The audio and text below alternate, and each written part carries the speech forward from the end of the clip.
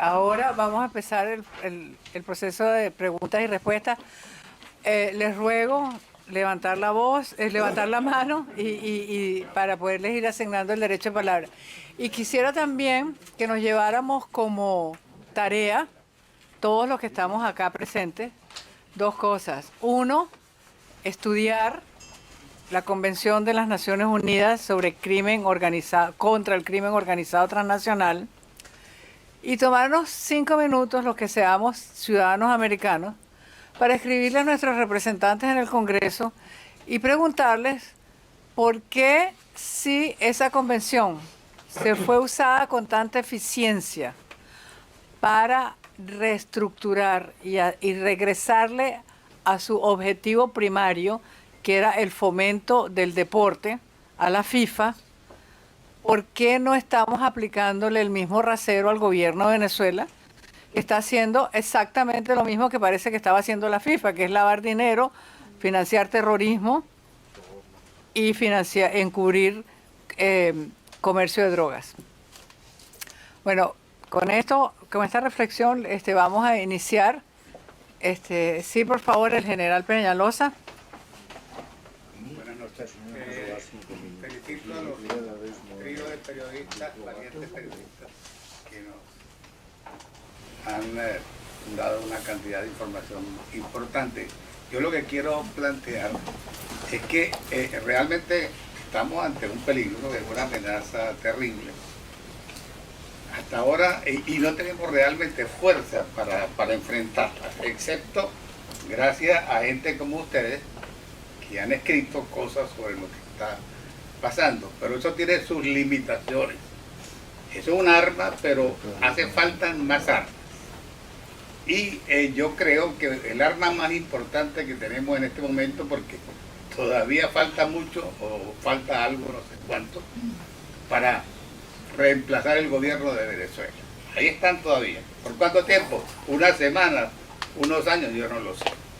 Pero aquí hay, en los Estados Unidos, además de la cuestión internacional, la ley internacional que planteó Beatriz, aquí en los Estados Unidos hay una ley que se llama RICO, no porque es muy sabrosa, es que se llama algo así como Racketeer Induced Criminal Organization.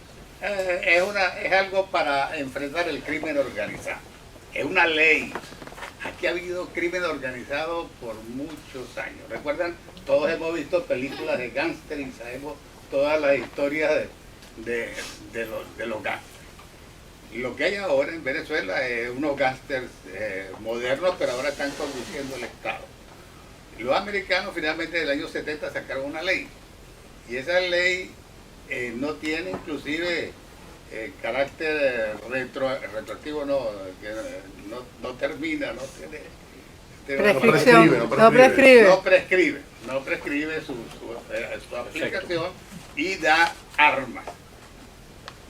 Para los que somos ciudadanos norteamericanos, debemos tener esto en cuenta y en el futuro no limitarnos solamente a la denuncia, que tiene su efecto y es importante y hay que seguirla haciendo, pero debemos ir a tratar de usar esta fuerza que está aquí. Ustedes dirán, ¿por qué tiene que ver los Estados Unidos con esto?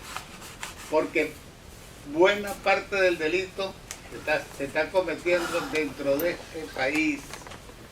El delito de ¿Cuál es la pregunta? ¿Ah? La pregunta. Bueno, quiero saber qué opinan ellos, porque no es que nos vamos a limitar al periodismo, sino que debemos ir más allá. ¿Qué opinan?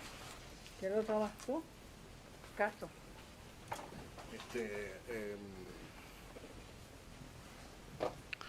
Por cierto, aquí tenemos una persona que conoce bastante bien el tema de RICO, que es el embajador Otto Reich. Yo diría que sí, estoy completamente de acuerdo. Además, hay un montón de herramientas y ahorita hay un montón de gente acusada en Estados Unidos, y no solamente en Estados Unidos, en España y en todos lados. Pero la gran interrogante aquí es cómo vamos a ejercer, digamos, la sentencia cualquiera que sea. O sea, si hay, por ejemplo, una orden de captura contra Diosdado Cabello, ¿cómo va a ocurrir el apresamiento de Diosdado Cabello? o de cualquiera de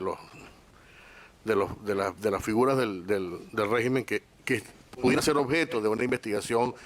Rico, como decías tú, Beatriz, lo de la Convención de Palermo.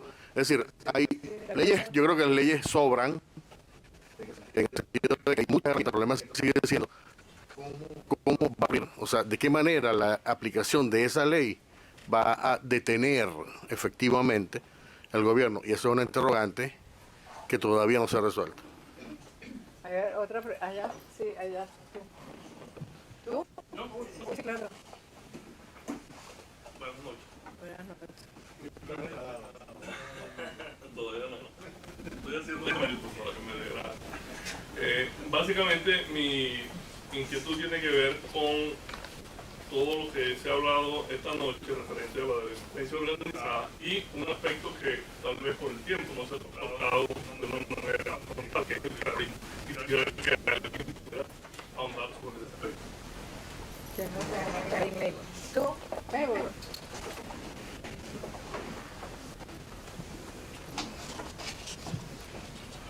Al amigo que preguntó el asunto del terrorismo, el tema de la organización criminal incluye el terrorismo. Es decir, estamos hablando de delincuencia organizada, cómo enfrentar el terrorismo, igual que cómo enfrentamos los carteles de la droga.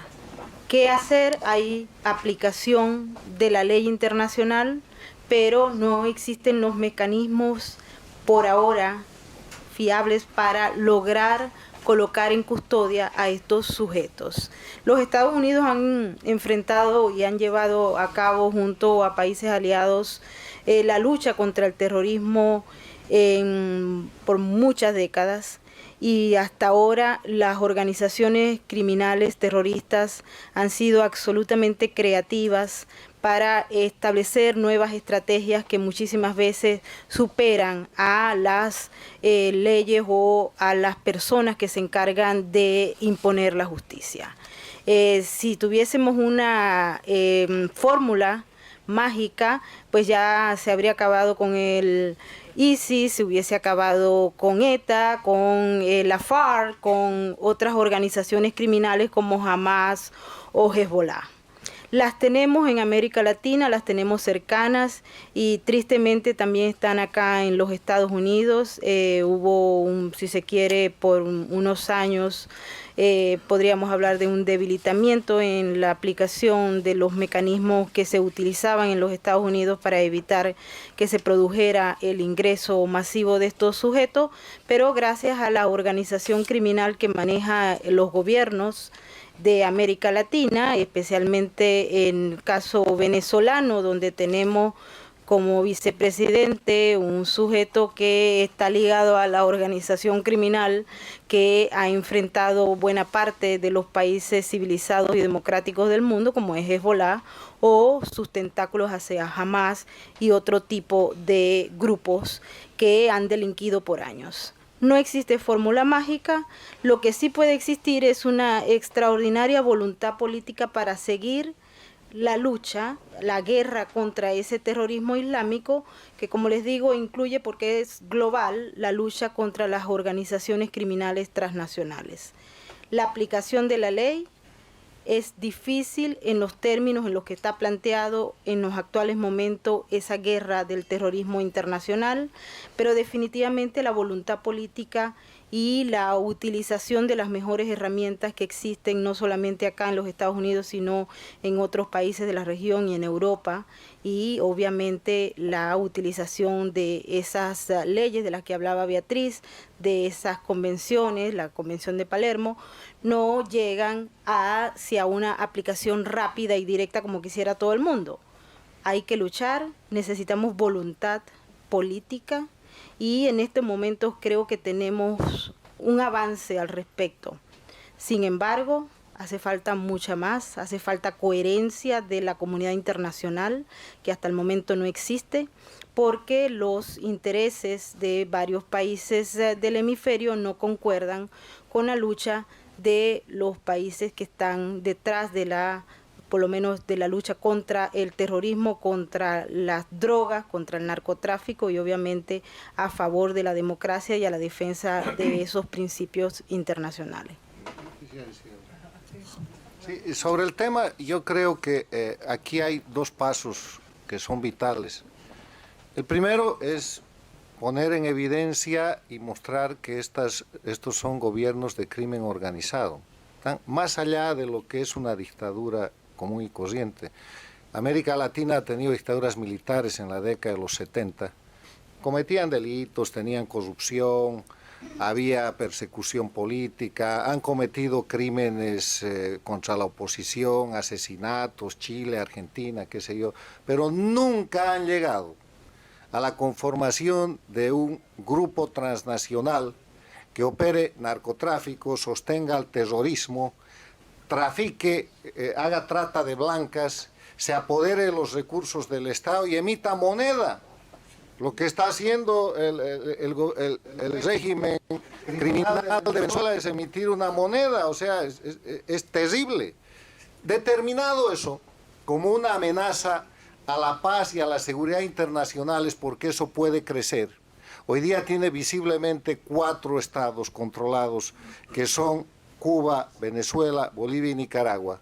Ecuador de salida, yo creo que Colombia se va a proteger, creo que Ecuador va a terminar de salir y que creo que de esos 4 países van a quedar 3. Con más presión internacional va a quedar Cuba, que es la madre del proyecto, va a quedar Venezuela y va a quedar Bolivia. Ya verán ustedes cómo cambia de estribo la dictadura del gobierno de los Ortega. Y cuando eso suceda, o antes de que eso suceda, mi propuesta de solución es la coalición internacional contra el crimen organizado. Esto no puede ser un tema de los Estados Unidos. Esto no puede ser un tema del Grupo de Lima. Esto no puede ser un tema del gobierno español. Esto no debe ser siquiera un tema de la Organización de Estados Americanos y su brillante secretario general Almagro en el tema de Venezuela. Hay que empezar a hablar de una coalición internacional contra el crimen organizado en los estados dictatoriales, porque coalición internacional es lo que permite la Carta de las Naciones Unidas, que está hecha para defender la paz y la seguridad internacionales, que es precisamente lo que esta gente haya puesto en riesgo, con 100.000 pruebas y con 100.000 escenarios que aquí los oradores han podido explicar brevemente.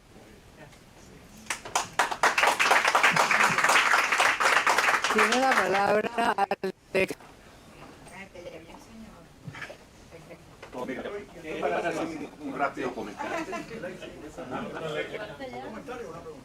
Detrás viene otro. En virtud de la libertad de expresión, José Lori. El comentario es el siguiente. El brazo de la bandidocracia venezolana es muy largo, ¿verdad? Y aquí algunos periodistas, de una manera titánica, heroica, como el caso de Neighbor, de Castro y de Bellis, están haciendo un esfuerzo por desenmascarar esa bandidocracia. Pero dentro de Estados Unidos hay enchufados y boliburgueses que están financiando campañas para desacreditarlos a ellos, para restarles credibilidad. En consecuencia, yo lo que quiero hacer es un llamado modesto a que le demos a este tipo de compañeros respaldo moral, respaldo político, pero sobre todo respaldo material, porque el esfuerzo que tienen que hacer es muy grande. Muchas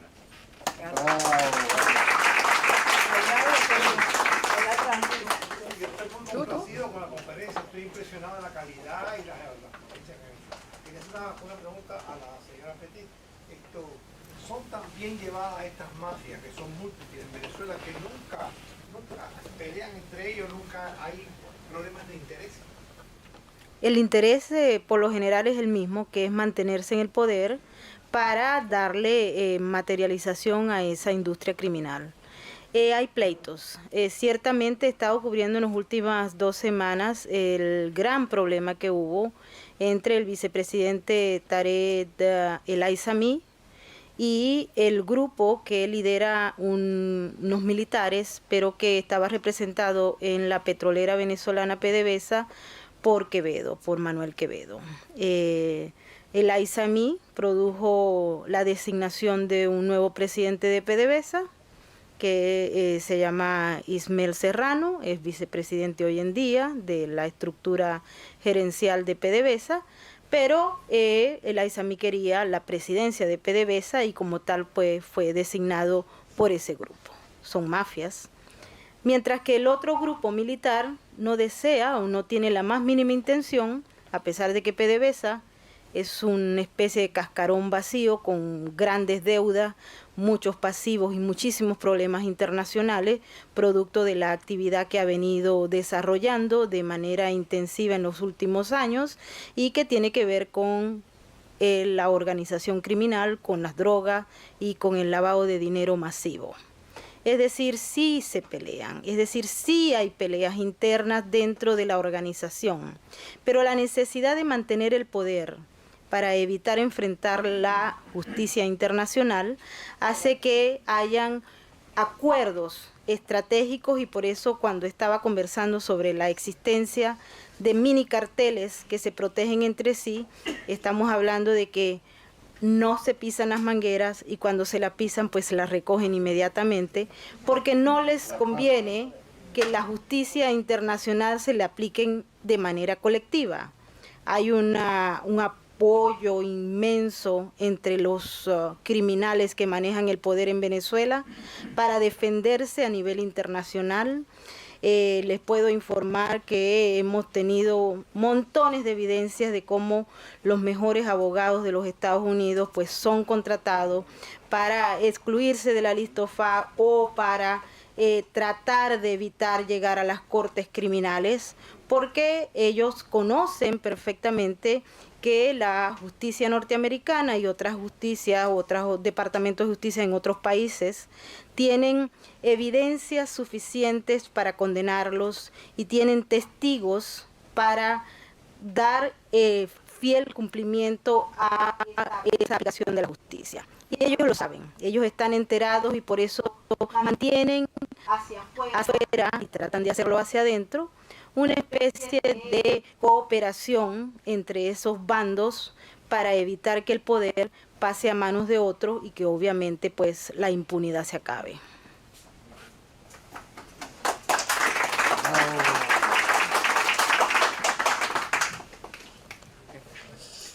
Había una pregunta por acá.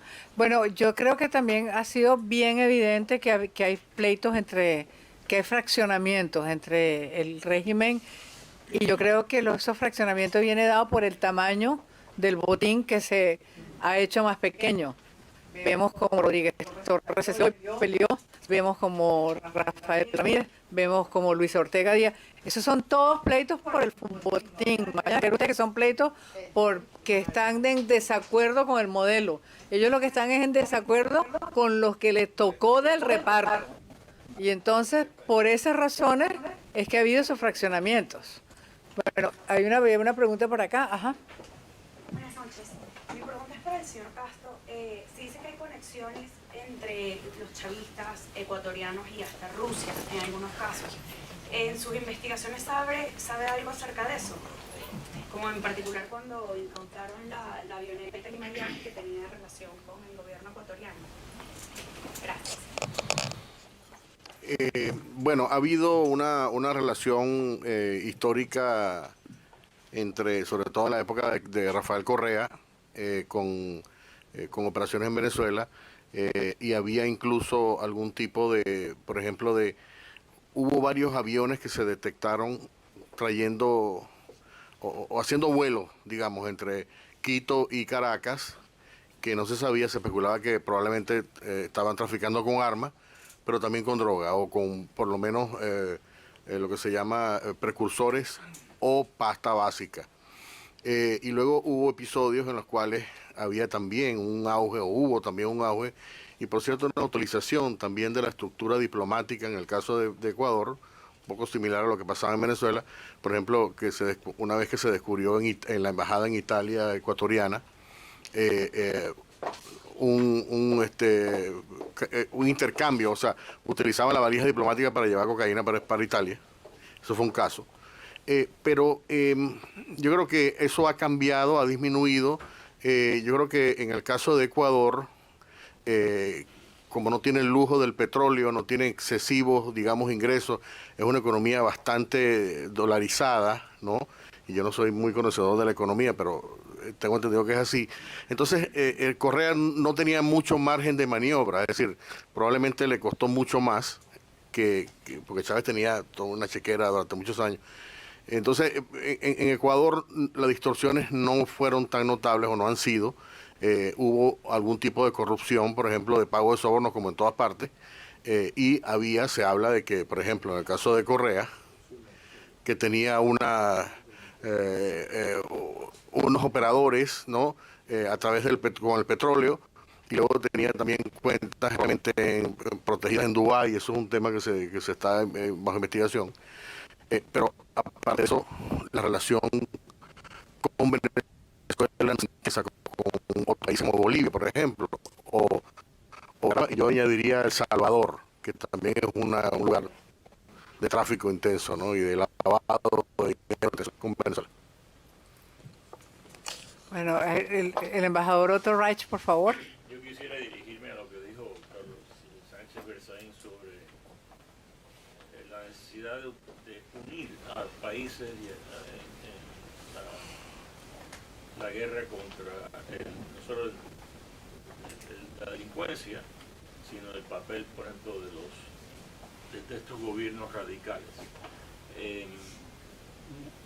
Aquí muchos venezolanos saben que los eventos del 11 de abril del 2002, en aquel momento, en mi opinión, hubo un golpe, un levantamiento militar, una reacción a una orden ilegal por parte de Hugo Chávez. Lo sacaron del poder y 2 días después el hemisferio entero criticó a Estados Unidos por haber apoyado a un golpe militar en Venezuela. Casi todos, si no me equivoco, casi todos los países del hemisferio estaban más interesados en criticar a Estados Unidos que en apoyar al pueblo de Venezuela, que se había liberado de un dictador que sabemos ahora qué es lo que iba a hacer. Si vamos al presente, por fin algunos de los países se unen en Lima para decir que Venezuela no debe de participar en la Cumbre de las Américas, y no debe de participar.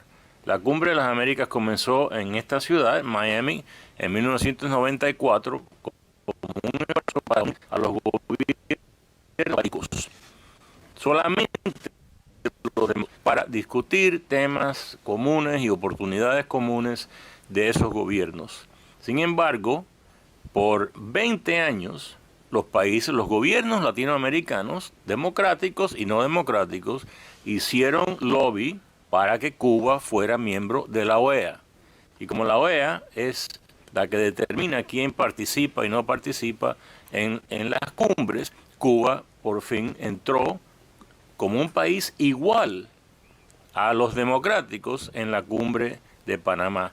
Yo no entiendo por qué hoy en día, por ejemplo, los países democráticos de América Latina no dicen, bueno, si Venezuela no viene a Lima debido, ¿por qué viene la última dictadura militar, comunista, narcotraficante que existe en las Américas?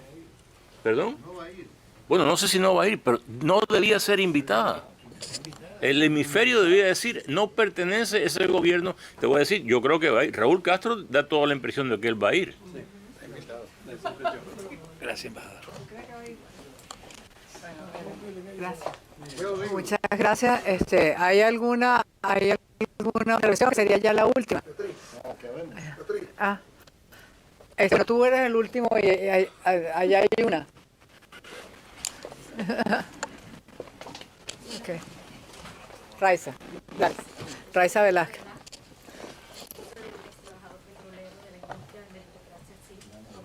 No oímos, más duro, corazón. Yo soy esposa de un ex trabajador de la industria petrolera, meritocracia sí, política no. Me llamo Raiza Velasco.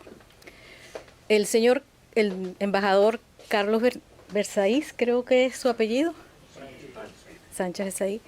Usted hizo una disertación excelente en referencia a ayudas para el caso latinoamericano en el cual Venezuela se encuentra involucrada. En su oportunidad, usted hace la mención de que puedan algunas personas participar y ayudar. Pero yo veo el mismo fenómeno que vi en Venezuela, con el caso de mi esposo y mío. Jamás pertenecimos a partidos políticos. Jamás hicimos nada que tuviera que ver sino con la defensa como ciudadano. Pero a la final, uno se quedó sin recursos. Fuimos enemigos del régimen oficialista, chavista de oportunidad, y también de la oposición cómplice. Y le estoy hablando del año 2002, a partir del año 2002. Si uno quisiese ayudar aquí en los Estados Unidos, yo soy ciudadana americana, uno no tiene la posibilidad del intelecto que se está perdiendo para la lucha, poderla aplicar. En el año 2011, lo conocí a usted, señor Otto Reich, en Washington.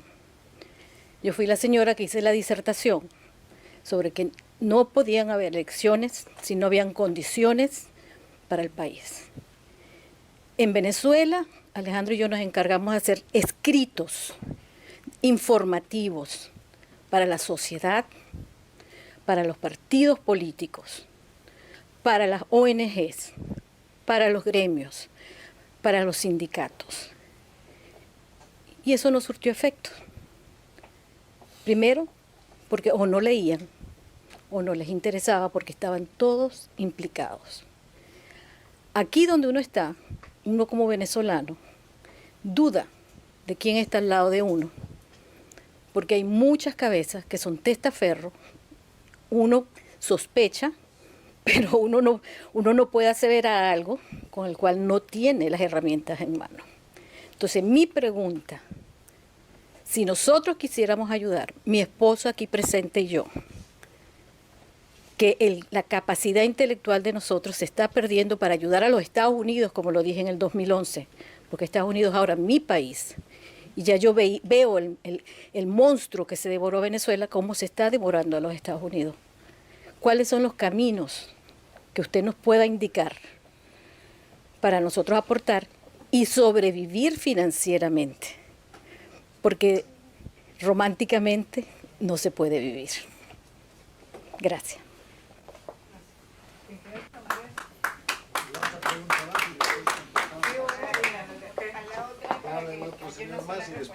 Gracias. La próxima eres tú, el que eres la última, y contestamos y cerramos. Gracias. Bueno, en primer término, nuestras expresiones de solidaridad y de reconocimiento y admiración a estos tres venezolanos que están demostrando profesionalismo y valentía. A Daisy, a Castro y a Maybor. Y me permiten mi corazón maracucho para saludar muy especialmente a mi paisana, Maybor Petit. Es una narcotiranía, un estado criminal que ha negado las libertades y le niega la comida y la medicina a la gente. Razones más que suficientes para no participar en el mega fraude electoral que está convocado para el mes de mayo. El señor Otto, experto en esta materia, yo quiero preguntar, y Beatriz asomó una salida. La coalición de naciones para permitir la injerencia humanitaria se puede basar en dos doctrinas. La doctrina Monroe, América para los americanos, se usó bien usada y en algunos casos mal usada. Pero allí está una doctrina. Y la otra doctrina es la doctrina, a mi juicio, la doctrina Betancourt. Cero relaciones con los países que no tengan democracia. Y por eso en esa cumbre no deberían asistir los países que no tienen democracia. Así pues que la pregunta es muy sencilla. La doctrina Betancourt, la doctrina Morro, para acabar con la narcotiranía en Venezuela. A ver, y queda una ahí, por favor, pregunta. Pregunta. Gracias. Bueno, yo me voy a atrever a no hacer una pregunta, sino a leer lo que dice el número 2243 del Catecismo de la Iglesia Católica, que a mí me sorprendió. El Catecismo de la Iglesia Católica, y esto lo pueden ver en la página del Vaticano, dice lo siguiente: la resistencia a la opresión de quienes gobiernan no podrá recurrir legítimamente a las armas, sino cuando se reúnan las condiciones siguientes. 1. En caso de violaciones ciertas, graves y prolongadas de los derechos fundamentales. 2. Después de haber agotado todos los otros recursos. 3. Sin provocar desórdenes peores. 4. Que haya esperanza fundada de éxito. Y 5. Si es posible prever razonablemente soluciones mejores. Esto lo dice el Catecismo. A ver, para empezar por el final, el catecismo que acaba de leer el señor es un reflejo de la doctrina de la guerra santa de San Agustín de Hipona, que dice que para ir a la guerra hay que agotar el diálogo y todas las instancias, hay que tener la certeza de una justa causa y la certeza moral de la victoria. Pero además de eso, yo quiero decirles que la Declaración Universal de los Derechos Humanos, en su prefacio, dice que para evitar el legítimo derecho de la rebelión contra la tiranía y la opresión, se proclaman los derechos humanos siguientes. Primero, el derecho a la vida, etcétera, etcétera. O sea que para rebelarse no hay necesidad, sí hay necesidad de la bendición de Dios, de que, el Dios en que cada uno crea, pero eso es un derecho humano fundamental, para que precisamente como genera violencia, como genera reacción violencia, ha sido legislado con la Declaración Universal de los Derechos Humanos. En el tema de la doctrina Monroe y Betancourt, muy buenas, pero son para la democracia. Estamos hablando de crimen organizado. Aquí no hay doctrina que alegar.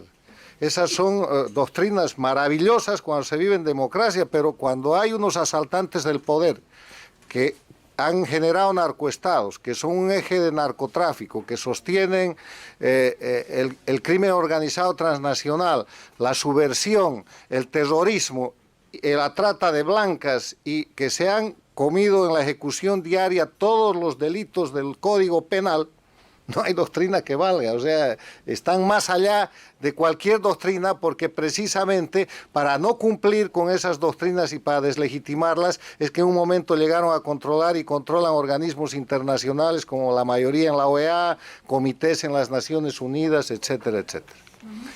Y el tema de que planteó la señora, la ayuda que se puede dar para luchar contra estas dictaduras no puede llegar al punto en el cual usted ponga en riesgo su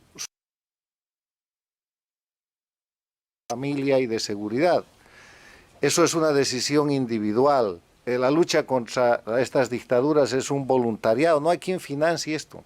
A diferencia del crimen organizado que financia abogados, que financia lobbies, que financia oficinas de relaciones públicas, que financia cierto tipo de prensa, que financia esto que ha denunciado Alexis Ortiz, que no es otra cosa que buscar el asesinato de la reputación de esta gente valiente. ¿Cómo van a terminar con la confianza que el pueblo tiene a Maybor Petit, a Casto Cando o a la señora Ibelice?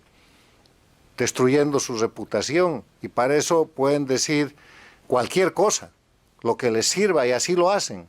Y eso se llama en inglés character assassination, y es una práctica en la cual la experticia de la dictadura castrista es muy amplia. aquí hay mucha gente que es y somos víctimas de ese tipo de ataques, pero la regla es persistir y resistir. Y el tema de la ayuda para derrotar al crimen organizado, a las dictaduras del crimen organizado, en eso cada uno pone sus límites.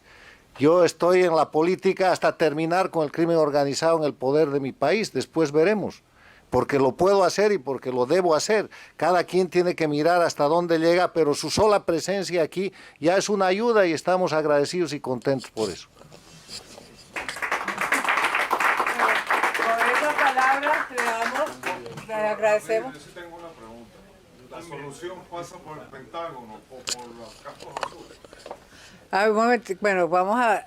Ok, esa es una pregunta. ¿Quién la va a responder? ¿Tú? ¿También lo de cascos azules o Pentágono? Yo he planteado una coalición internacional para defender la democracia contra el crimen organizado. Eso pasa primero por certificar el diagnóstico. Haga cuenta como en la medicina. Venezuela, Cuba, Bolivia son países que están controlados bajo un sistema dictatorial de crimen organizado, que no es un fenómeno político, sí. Hay que confirmar ese dictamen, hay que confirmar ese diagnóstico y para eso tenemos que seguir en campaña, hay que afinar la pluma y llevar eso para allá. Se ha dado un gran avance con los 4 informes Almagro sobre Venezuela, pero no hemos visto ningún informe Almagro sobre Cuba, ni sobre, aunque han habido declaraciones importantes hace unas semanas aquí, y no hay nada todavía sobre Bolivia, aunque sí se ha pedido. Se está considerando el tema venezolano como un tema venezolano, que es lo que le conviene a la estrategia cubana, castrista. Hay que integrar a Cuba en ese tema. Ha habido un gran foro en Washington que ha coordinado la misma Beatriz Rangel hace unos días, el 15 de febrero, donde se le ha dicho a los policy makers norteamericanos, es Cuba. El origen de este tema, el control, la dirección de esto, es Cuba. O sea, empecemos a decir las cosas como son. Y, o sea, lo primero que hay que hacer es confirmar el diagnóstico. Y confirmar el diagnóstico, una coalición internacional definirá las acciones que tiene que tomar, que internacionalmente van desde el aviso, la advertencia, varias de las medidas que ya se están tomando por grupos como el Grupo de Lima o por países como España, Canadá, Estados Unidos, hasta acciones que van directamente a terminar con la amenaza, con la amenaza nazi de Alemania. O sea, eso es un bagaje que depende del nivel de la amenaza y del nivel de la coalición que usted plantee. Ya voy, antes de darle la palabra a Raúl Andrés León, para que vamos a cerrar con él, yo quisiera añadir a lo que ha dicho Carlos, que también tenemos que tener un diálogo como más directo también con la comunidad cubana, porque por ejemplo, el caso de la participación de Cuba en el narcotráfico está documentado en un testimonio de primera fuente que lo hace la señora Aida Levy. La señora Aida Levy era la esposa de un señor que se llamaba Roberto Suárez, que era el rey de la coca en Bolivia y que fue el que empezó todo este sistema logístico para la distribución de coca. No fue Pablo Escobar, como queremos. Pablo Escobar era un pobre idiota que traficaba con droga, no sé qué, pero quien crea todo el sistema logístico para la distribución es este señor que se llamaba Roberto Suárez. ¿Y qué pasa? Cuando la administración Reagan decide que no va a permitir que el Caribe siga siendo una avenida para el tráfico de droga y refuerza a la Guardia Marina norteamericana, estos tipos, todo el sistema logístico cae en peligro. Y el señor Roberto Suárez viaja a Cuba y se reúne con Fidel, Raúl, el general Ochoa y el general de la Guardia. 2 muertos, porque eran los únicos testigos, y ahí hacen un arreglo mediante el cual Cuba se presta a hacer el trasvase de la droga y por un precio que es $1 millón diarios. La señora esposa iba de viaje porque Roberto Suárez le dice a ella, vámonos que vamos para Miami. Y ella se viene para Miami y de repente en el camino pararon en Cuba. Y la señora lo escribe y era primera fuente, es testigo. Y yo no entiendo cómo en este país, con toda esa fuerza que tiene la comunidad cubana, un episodio de esa naturaleza, con una persona que fue testigo presencial de la reunión, no se haya divulgado más. Se ha divulgado que la prensa americana no lo reporta porque no está de acuerdo con ese narrativo de la historia. Ellos tienen su propio narrativo. Okay. No les conviene. Carlos Leder está en prisión aquí. Carlos Leder dijo en una corte de Estados Unidos que él estaba en una reunión con Raúl Castro y mencionó muchos de los mismos nombres. Está en el récord de la corte. ¿Sabe quién es Carlos Leder? En la historia claro, del cártel de Medellín. Y Carlos Leder dijo que él había hecho negocio en La Habana con Fidel Castro y Raúl Castro. Y eso tampoco se ha divulgado. Bueno, vamos, el caso Noriega, claro. Raúl Andrés Leoni y cerramos. Buenas noches. ¿Ah? ¿Quieres hablar?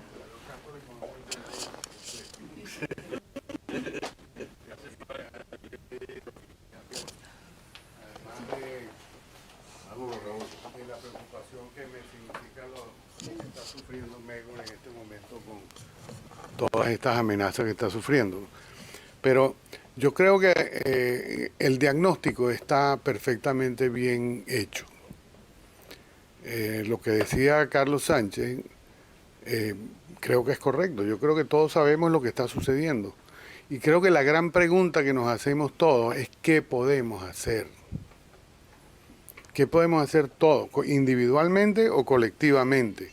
Y ahí es donde yo quisiera que centráramos la atención de todo lo que podamos hacer. Porque, por ejemplo, hoy, fíjate, yo estoy seguro que todos los que estamos aquí coincidimos en que estos son unos gobiernos, son unas narcodictaduras, que son unos gobiernos delincuenciales, que trafican con armas, que trafican con droga, que trafican con trata de blancas, etcétera, etcétera.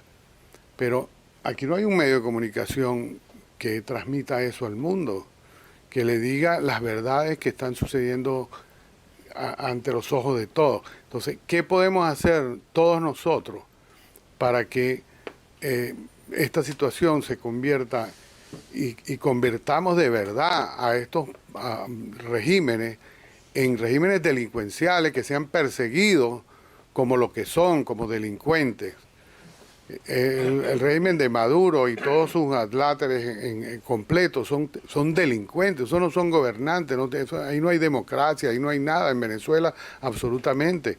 Igual pasa en Bolivia, bueno, ni mencionar a Cuba, que es el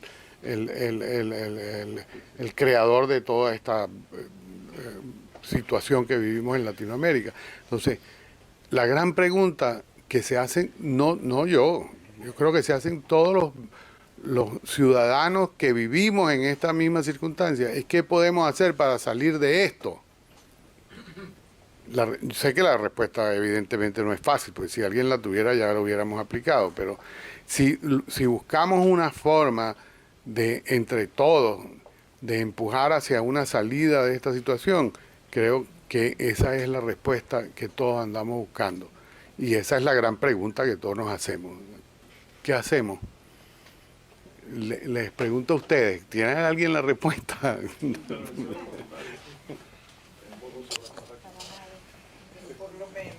Bueno, con esa reflexión que creo que no tiene respuesta, la pregunta, o la tiene, pero necesita mucha estructuración y trabajo. Vamos a cerrar este foro. Les agradecemos inmensamente en nombre del Inter-American Institute for Democracy la presencia. Sabemos lo importante que es para ustedes una noche tranquila en casa y que hayan decidido dejar eso para compartir con nosotros lo que es la preocupación más grande del instituto, que es cuáles son las amenazas que se ciernen sobre las democracias de América Latina que tanto trabajo costó construir, y esta es quizás la peor amenaza, el matrimonio del crimen organizado con dictaduras que ya se ha ido consolidando y que podría acabar con todo el progreso de la región e inclusive amenazar la seguridad nacional de los Estados Unidos. Muchas gracias.